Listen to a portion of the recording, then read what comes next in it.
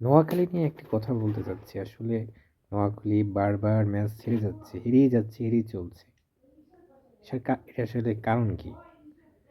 নোয়াখালী আসলে দলটা নেওয়া যতটা সহজ, দলটা গুছিয়ে খেলার মতো আসলে সবার সেই ক্যাপাসিটি থাকে না।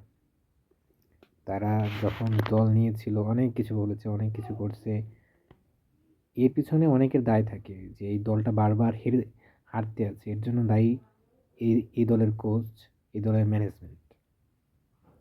এই যে সুজন কাকু, এ কোনো এ এ তো খেলার ভিতরেই নেই। এ কিভাবে কোচিং করায় ভাই?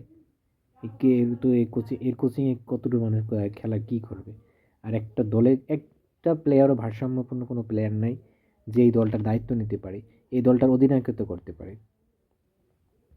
আপনি ব্র্যান্ড অ্যাম্বাসাডর বানান কাবিলেরে, এরে বানান, ইয়ে করে ভাই ফেমাস হওয়া যাবে না, মাঠে খেলতে হবে। ঠিক আছে?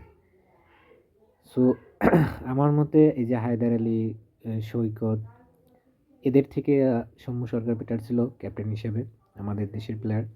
বা যে আর একটা জহির খান না কি নাম, এই লোকটাও ক্যাপ্টেন হিসেবে বেটার ছিল।